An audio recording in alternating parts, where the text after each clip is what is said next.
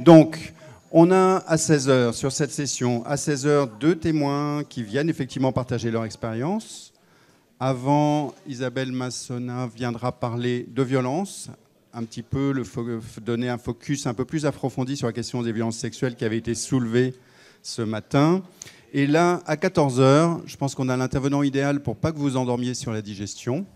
Voilà. Non, mais plutôt connu pour ses punchlines, ses avis tranchés, une façon bien à lui de commenter la météo sur les réseaux sociaux. Mais par ailleurs, on lui a demandé surtout de venir pour son expertise. Fred Bladou, donc chargé de mission à la direction d'innovation programme de aide. On vous sait de longue date activiste engagé dans la lutte contre le sida et la défense des droits LGBT, spécialiste du chemsex, des usages des drogues sexualisées et de la réduction des risques au sein de la communauté gay. Et comme ça, c'est pas suffisant pour être légitime. Vous avez jugé bon de mettre 2 diplômes par-dessus, un en addictologie et un autre en sexothérapie. Ouais. Ah ben c'est exactement ce que tient dans la main. Voilà, ouais, complètement. Donc, pour faire bref, et comment proposer, on l'a vu, le chemsex, c'est un phénomène communautaire qui échappe bien souvent à la prise en charge classique en addictologie. Et comment proposer de nouvelles approches, notamment en reposant sur la dimension communautaire et des modalités d'intervention innovantes qui répondent de façon globale aux besoins des chemsexeurs. C'est un petit peu l'objectif, c'est beaucoup l'objectif de 2 nouveaux projets de aide innovants, ARPA Chemsex et Lounge. Et c'est ce que vous allez nous présenter en 20 minutes si possible. 20 minutes si possible, pour qu'on ait le temps pour quelques questions à l'issue de votre présentation. Merci. Pas de souci. Il y en a un qui marche là, mais si, comme tu veux. Ah bah voilà. Ouais. Par contre, il y a quelqu'un qui filme, donc tu marches. Ah d'accord. Merci. Oula, ça fait beaucoup de consignes. Ça fait énormément.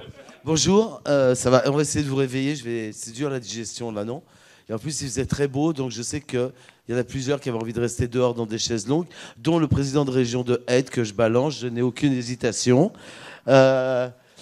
On va parler de chemsex, c'est rare, hein, ça change depuis ce matin. Je vais essayer surtout de...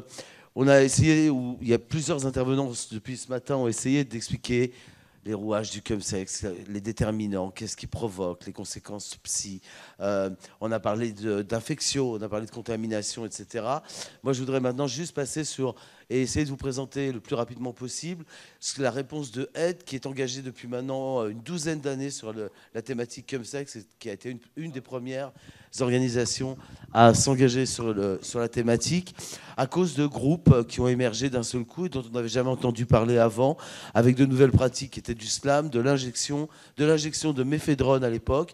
Donc on ne connaissait même pas la méphédrone, et on s'est épuisés tous co-infectés, VIH et hépatite C, alors qu'à l'époque c'était quand même pas extrêmement fréquent. Et donc c'est ce qui a fait que Aide, Asso historique de lutte contre le sida, s'est engagé directement sur la thématique du chemsex. Donc du coup, je vais vous présenter la commande, c'est l'approche et un peu la stratégie de Aide, ce qu'on déploie aujourd'hui sur toute la France. C'est une stratégie qu'on appelle intervention pluridisciplinaire, et je vais essayer de faire le plus vite possible. Je vais rappeler quelques définitions, même si vous les avez entendues et qu'on est tous d'accord, et qu'en plus, surtout, on fait partie là aujourd'hui, avec Hélène et d'autres, de ceux qui partagent des définitions communes, puisque à certaines périodes, on a quelques personnes un peu fantaisistes qui essaient de nous trouver du chemsex où il n'y en a pas, ou qui aimeraient bien nous rentrer l'alcool dans les pratiques de chemsex, ou oh tiens, j'ai fumé un bédo et puis j'ai eu un rapport sexuel 48 heures après, donc du coup j'ai fait du chemsex. Non, malheureusement ça ne marche pas comme ça, donc c'est toujours bon de le rappeler. Donc je ne vais pas vous lire des slides, hein. Je pense que vous savez tous les lire. Tout ça a été évoqué déjà. Le principe et vraiment ce qu'il faut retenir du chemsex, c'est que la motivation de l'achat de produits ou de la consommation de produits est une motivation sexuelle. C'est ce qui fait la différence avec toute autre forme d'usage de produits où on ne pense pas forcément à aller retrouver 4 potes le samedi soir pour aller niquer jusqu'à 8 h du matin avant d'acheter des produits. Ce qui fait la différence avec le chemsex, c'est cette motivation d'achat dès le départ. Donc ça, c'est vraiment important. Sur les termes communautaires qui ont été inspirés par les Anglais, nos camarades et David Stewart, à qui on rend hommage puisqu'il est mort depuis. Donc on va encore faire un énorme bisou à David parce qu'il a quand même travaillé dès les premiers sur ces concepts. Chemsex, Chemical Sex, le langage communautaire. Hélène l'a évoqué aussi. On est vraiment sur un public, parce que je sais que quelqu'un me posera forcément la question après, et les hétéros, et les femmes. Alors je vais essayer d'y répondre un petit peu en préambule. Chemsex, c'est un terme communautaire inventé par la communauté gay. Chemical Sex, le slam, la claque, c'est pareil. Donc la pratique est très très empreinte par la communauté et très prégnante dans la communauté. C'est dur d'avoir des études, on l'a dit aussi et les intervenants l'ont répété depuis ce matin. On n'a pas de données de prévalence au chemsex ou des données fiables. On a plein d'études différentes, on peut les interpréter plus ou moins bien. Donc je ne vais pas m'arrêter sur des chiffres idiots. La seule chose qu'on peut vous dire, c'est que enfin l'ANRS, l'Agence nationale de recherche contre le sida et les hépatites, a enfin mis en place et enfin débloqué des fonds. On espère que l'État va suivre et que le ministère de la Santé va suivre. Mais a enfin débloqué des fonds pour qu'il y ait un groupe d'experts chemsex national et avec un objectif qui est très, alors là pour le coup, qui est absolument génial, c'est d'organiser pour la première fois une vraie cohorte de chemsexeurs en France, de gays chemsexeurs, de HSH, de gays chemsexeurs en France, pour essayer d'analyser beaucoup plus finement les pratiques, les motivations, les conséquences, etc. Donc ça, c'est assez intéressant. Là-dessus, je n'ai pas grand-chose à ajouter. Je pense que sur le multipartenariat pour toutes les personnes, ce sont des caractéristiques qu'on retrouve qui sont assez communes. Le chemsex, c'est un ensemble de pratiques qui sont des pratiques ritualisées. Ce que je peux dire en introduction, c'est bien sûr, ce n'est pas une question d'usage de drogue, ce n'est pas une question de sexe, c'est les deux, et c'est les deux en même temps. Et qu'à chaque fois qu'on essaie de traiter le chemsex autrement que comme une pratique sexuelle dans certains groupes avec usage de produits, on passe à côté de nos objectifs.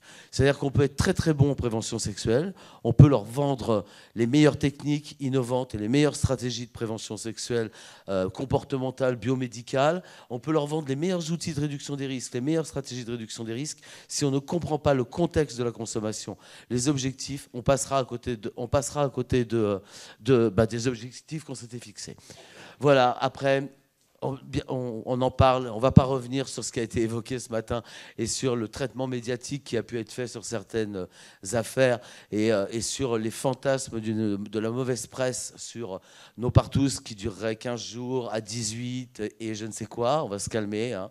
Le chemsex, il y a autant de chemsexeurs que de façons de pratiquer. Donc, mais en tout cas, on a quand même des données.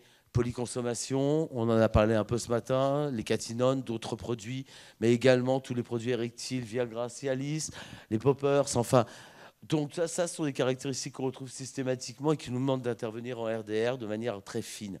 Il faut quand même savoir que c'est vrai qu'on a été, je l'ai dit un peu de manière caricaturale ce matin, on a été plutôt tranquille, nous, dans la RDR.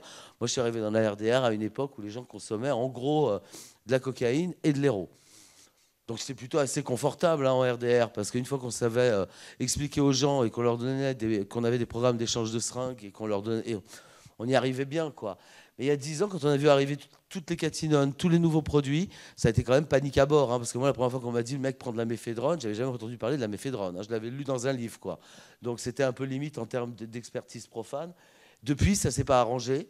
Alors on calme aussi, hein, encore une fois, il n'y a pas 4500 nouveaux produits par an. La presse s'emballe.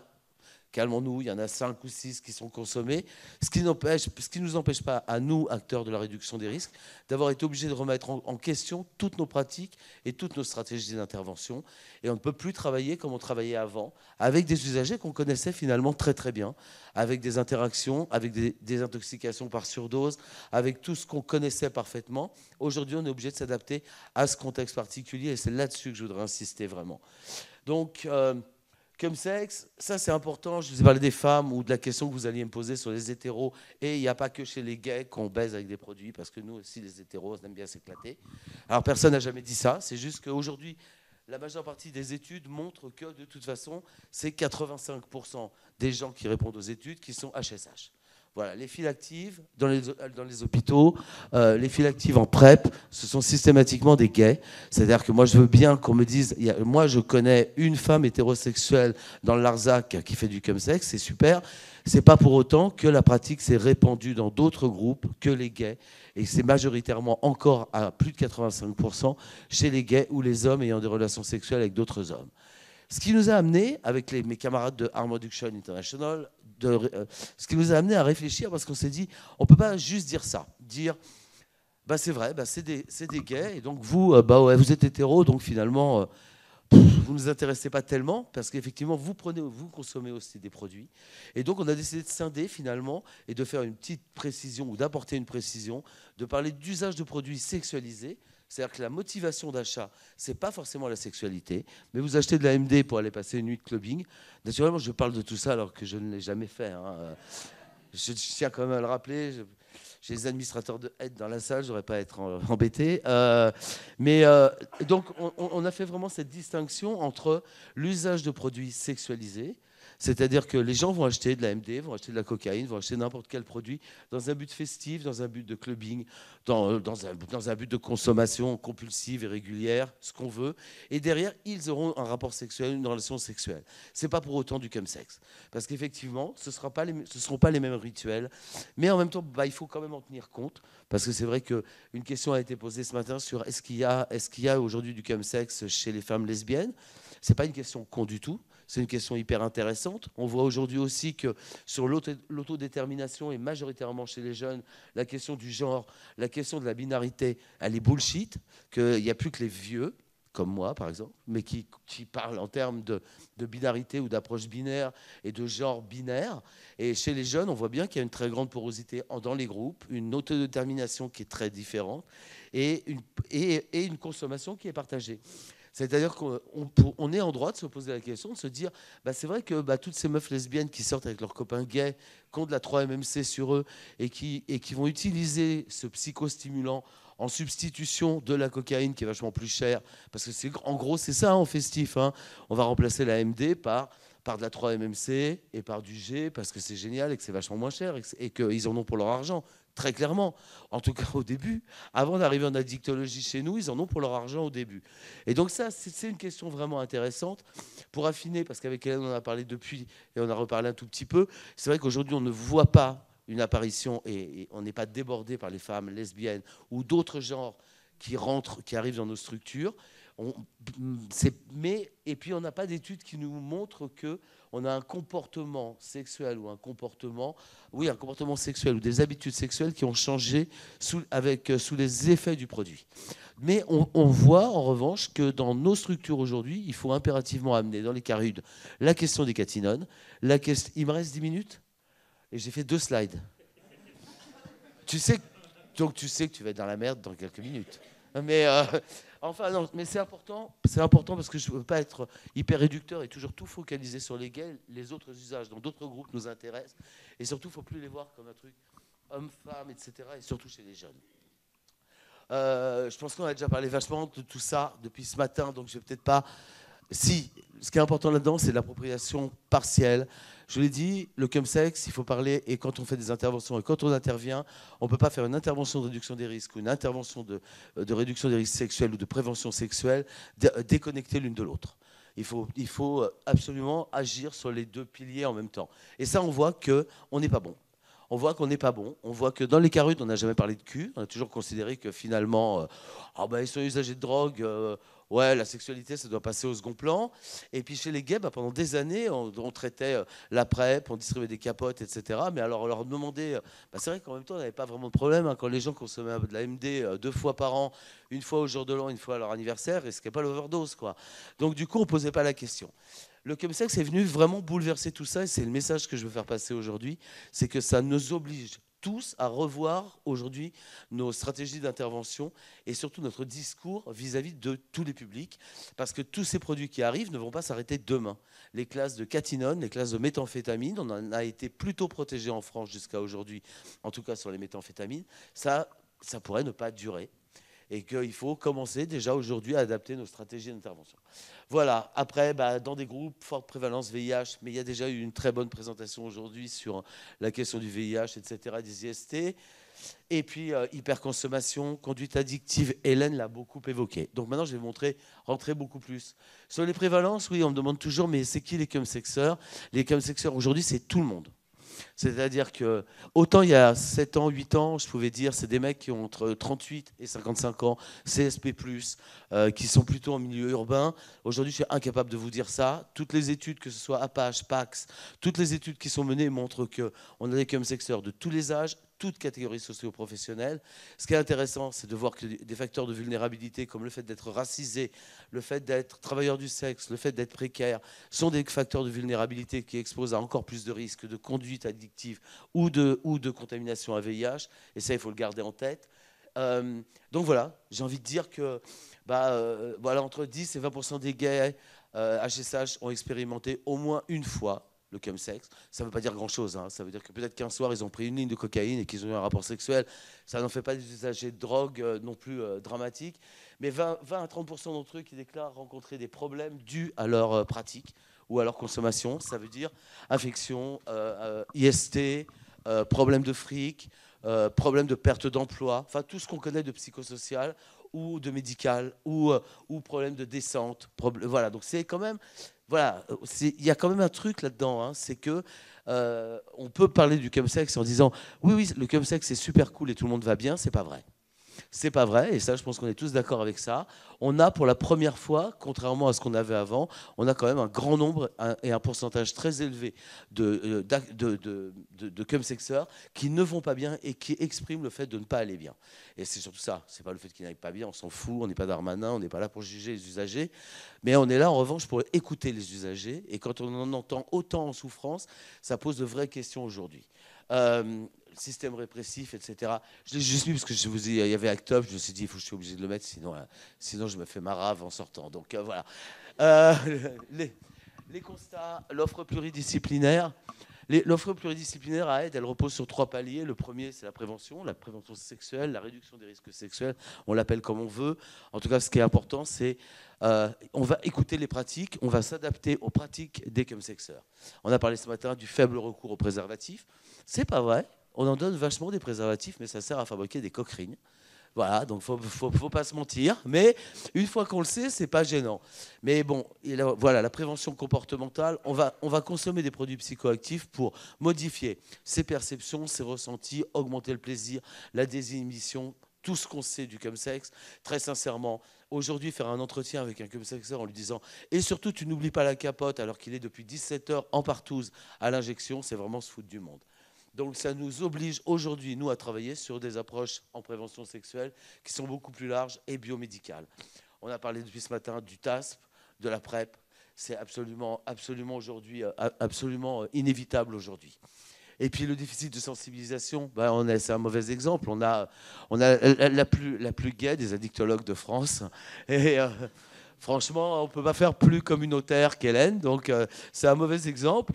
Mais je vous assure que dans pas mal de villes où j'interviens, j'ai un alcoologue hétérosexuel de 55 ans qui, franchement, allez lui expliquer que vous avez eu 10 partenaires, que vous êtes fait fister et que vous avez consommé de la 3-MMC en injection le samedi soir.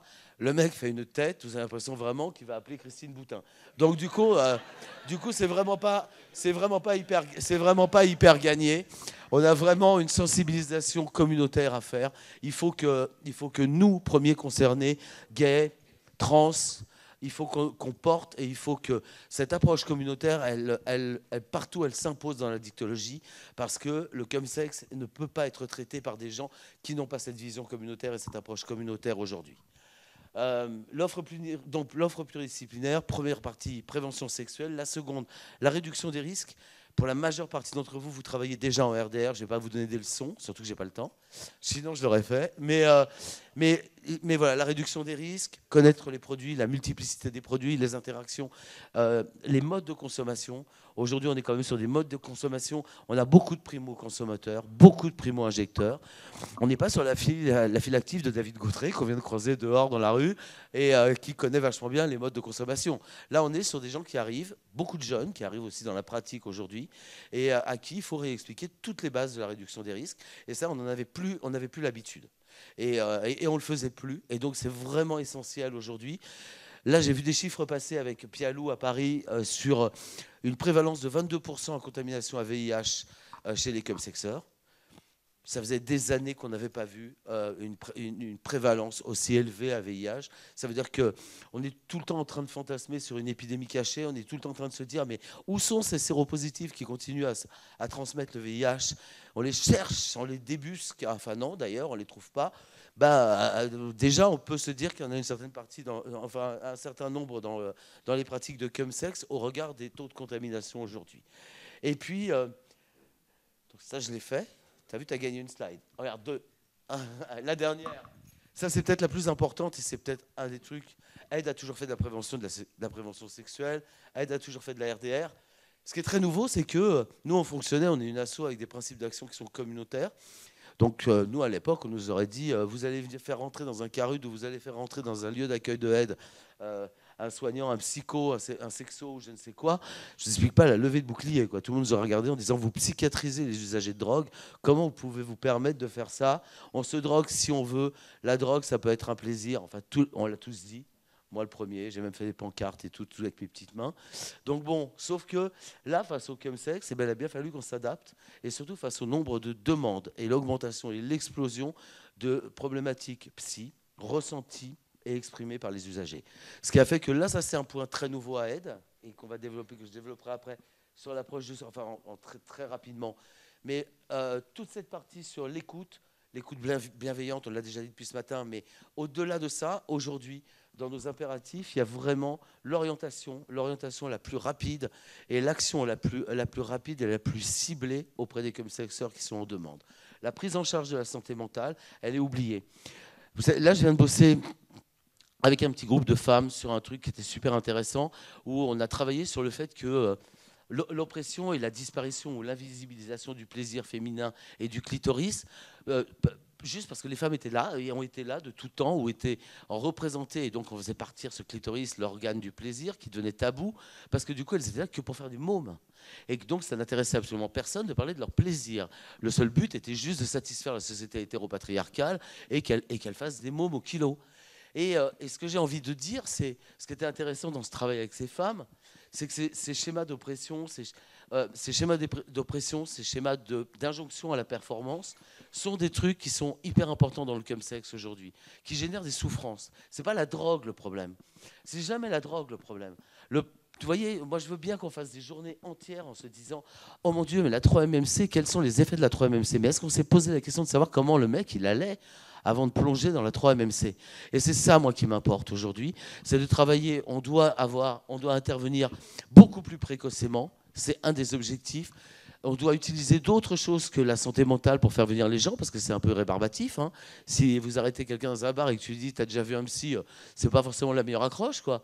Et pour le rendre, en tout cas, pour le rendre adhérent à un travail sur lui ou aux soins. Mais ce que je veux dire, c'est nous, on utilise les dépistages. On utilise d'autres techniques pour essayer de faire venir les gens et de les traiter ou de les orienter précocement. C'est vraiment quelque chose d'important. On travaille beaucoup aussi avec des groupes de parole, des groupes d'autosupport communautaires. En gros, c'est rompre l'isolement. Le chemsex est vachement associé à la solitude. Beaucoup de chemsexeurs, ça paraît délirant. Hein. On prend un psychostimulant qui est censé favoriser le fait qu'on va passer tous nos week-ends en partouze avec plein de mecs, c'est hyper cool. On se dit ah ben c'est génial, plus personne n'est tout seul, quoi. Et au final ils sont encore plus seuls. Et donc c'est vraiment un des axes sur lesquels on travaille. Les enjeux, donc c'est partout proposer cette offre pluridisciplinaire, ou en tout cas essayer de faire en sorte. J'ai pas de représentant des pouvoirs publics là, c'est dommage, mais on a besoin d'ouvrir des centres. C'est-à-dire que l'expérience ici à Montpellier, on peut parler de cette expérience qui est absolument géniale entre Aide, le service d'addictologie et le CARUD Access, où on travaille tous les trois, enfin les trois structures et travaillent ensemble en permanence de manière à mettre en place une offre pluridisciplinaire et offrir tout ce que j'ai évoqué avant, de la PrEP jusqu'à la prise en charge de la santé mentale, jusqu'aux consultations addicto, jusqu'à un vaccin, jusqu'au matériel de réduction des risques. Tout ça, c'est hyper important. Aujourd'hui, je pense que si on veut répondre aux besoins exprimés par les chemsexeurs, il faut que ce soit cette approche pluridisciplinaire qui soit mise en place partout. Promouvoir la santé sexuelle, on ne va pas revenir là-dessus. Là-dessus, pareil, comme je n'ai pas beaucoup de temps, je ne vais pas développer, vous le connaissez. Non, je suis très en colère sur l'abstinence, mais bon, je ne vais pas faire un scandale là-dessus. J'aimerais bien qu'en France, on change de discours. Là, ça va être ma seconde politique. J'en ai assez d'entendre que la drogue, c'est de la merde. J'en ai assez d'entendre qu'on va durcir les réglementations contre les usagers. La chasse aux usagers, la prison n'ont jamais fait arrêter personne. Au contraire, ça multiplie les overdoses. On les remercie. J'aimerais bien qu'on change de paradigme. Aujourd'hui, les gens qui veulent arrêter nous aident. On les accompagne vers l'arrêt, on les accompagne vers des soignants qui peuvent les accompagner, ou même vers Narcotiques Anonymes si c'est leur truc. Et c'est tout à fait normal de répondre aux besoins des gens. En revanche, cette injonction à l'abstinence en permanence ne tient absolument pas compte des déterminants psychologiques des gays exposés depuis toujours à l'homophobie structurelle, à un besoin de performance absolument énorme pour être à égalité avec les autres dans la société. Et donc ce discours est obsolète, archaïque et dangereux. Donc c'est pour moi hyper important aujourd'hui de sensibiliser nos élus et les pouvoirs publics à... Ouais. Ben c'est que l'intro. Regarde, ça y est, j'ai fini. Regarde, ça y est, j'ai fini. Voilà, ça c'est... Voilà, donc... ouais, mais fallait... Bah oui, mais du coup, j'en ai pour 2 secondes sur les projets. Enfin, à peu près, quoi. Bah voilà, ça c'est exactement... Là, vous avez exactement ce qu'on a mis en place ici à Montpellier. Voilà, Laurent, Vincent qui est là-bas, David, Hélène. Là, vous avez exactement l'offre pluridisciplinaire mise en place à Montpellier à travers 3 structures où d'un seul coup on va essayer de répondre aux besoins des comsexeurs à tous les niveaux. Voilà, donc ça va sortir là dans les jours qui viennent, cette affiche, mais l'action est déjà en place. On y répond de manière communautaire, addictologique, sexologique, psycho. On fait tous les dépistages chaque 3 mois. On s'occupe du VIH, on met sous PrEP. Enfin, en gros, tout ce qu'on doit faire pour améliorer la santé globale et la qualité de vie des comsexeurs, on y a réfléchi, on a essayé de le faire et de le mettre en place. Et regarde, j'ai plus qu'une seule slide. Waouh! Bon, ça, c'est l'autre visuel. On en a mis 2 parce qu'on s'est dit, ouais, tout le monde n'aime pas les mecs comme ça, musclés, barbus, poilus. Alors, on va en mettre 2 petits jeunes avec des t-shirts. C'est pas mon choix, hein, mais... Et ça, c'est l'autre exemple. Le premier exemple, c'est ARPA Comsex. ARPA, donc ça rentre dans ce gros truc dont tout le monde a entendu parler, qui est ARPA Comsex, un financement du fonds addiction sur 3 ans, qui a une expérimentation justement de l'offre pluridisciplinaire. Donc, ça, c'est ce qui est fait à Montpellier. À Toulouse, en revanche, c'est une offre pluridisciplinaire également. C'est quasiment la même offre pluridisciplinaire, mais qui ne rentre pas dans ARPA Comsex, qui fonctionne sur d'autres fonds et d'autres types de fonds. C'est l'ARS qui finance, hein, c'est ça. Et voilà, donc je voulais le présenter aussi parce qu'il y a pas mal de gens des équipes de Toulouse dans la salle et qui font un super boulot. Et voilà, donc ça c'est tout ça, de toute façon, vous pourrez le retrouver. Je pense que la présentation sera en ligne sur le site du Corps-et-Vie, donc vous pourrez retrouver toutes ces infos. Les conclusions, je pense que vous avez compris. Il faut développer l'approche communautaire, ouvrir des centres de santé sexuelle parce que le chemsex, c'est pas une problématique. C'est pas les grands patrons de la dictologie qui vont sur les plateaux de BFM pour commenter l'affaire Palmade en nous répétant à longueur de journée que le chemsex, c'est des gens qui souffrent de pathologies psychiatriques. Hein? Non. Ma carrière est foutue sinon. Mais c'est, voilà, le chemsex, c'est pas ça. C'est pas une problématique uniquement psychiatrique. C'est pas une problématique uniquement de contamination ou d'infection à VIH. C'est pas une problématique uniquement de précarité, de solitude. C'est tout en même temps. C'est-à-dire que si on veut répondre aux problématiques rencontrées par les chemsexeurs, eh ben, il faut se préoccuper absolument de tout au même niveau. Voilà, j'ai fini. Ça, c'est des dispositifs qui sont à distance. Voilà, vous les trouvez partout, ligne Telegram d'autosupport, groupe sur Facebook, etc., etc. Donc ça, on fait beaucoup de choses à distance parce que beaucoup de chemsexeurs sont isolés. Le chemsex, je crois qu'on dit plusieurs fois le mot stigmatisation depuis ce matin. C'est bien parce que c'est vraiment la base de tout, hein. Le chemsex, c'est le double stigmate, hein. Le premier, c'est d'abord ils sont pédés. Oh là là là, c'est hyper grave. Et le deuxième, et en plus ils se droguent. Et donc ça, c'est vraiment hyper important que beaucoup de gens qui sont isolés parce qu'ils ne peuvent pas parler de leur sexualité, parce qu'ils sont ni de leur consommation de produits, puissent se retrouver sur des espaces à distance, et surtout ceux qui sont en ruralité. Et j'ai fini, ça c'est mes brochures, et puis ça c'est pas moi.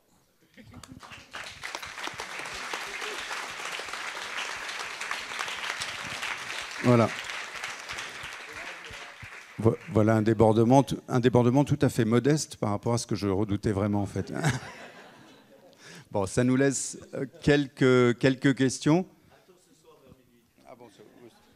Juste, moi j'ai trouvé sur la petite table à l'entrée où il y a de la doc, vous avez effectivement la présentation de toutes ces stratégies, la présentation du launch, et c'est des projets qui effectivement méritent d'être connus. Y a-t-il des questions dans la salle ?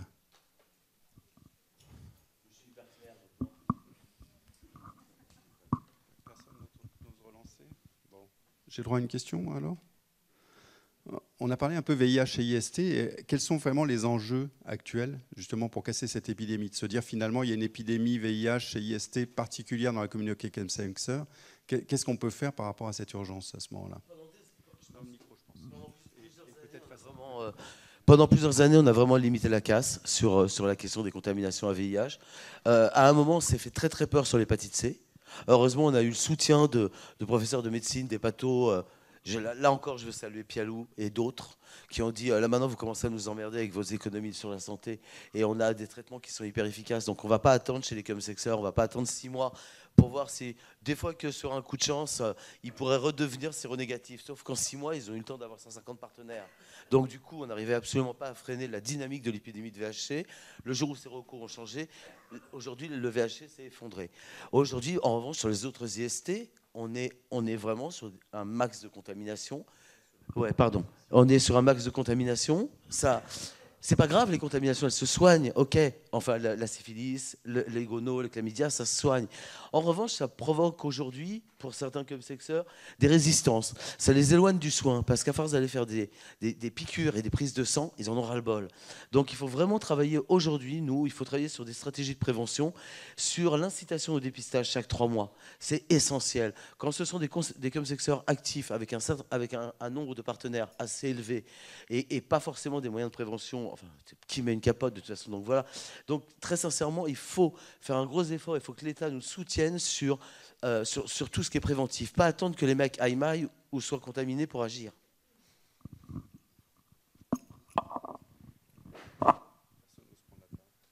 Je ne sais pas.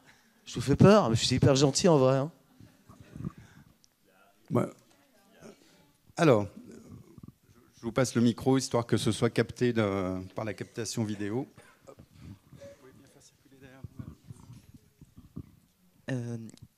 Donc dans la présentation, tout ça, vous avez parlé un peu qu'il y a aussi notamment beaucoup de primo-injecteurs et de personnes qui rentrent dans la sexualité par rapport avec le chemsex.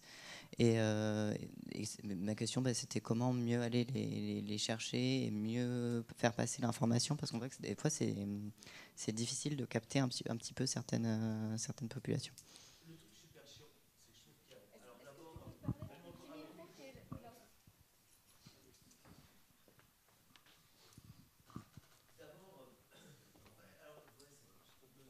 Quand même un peu argumenté.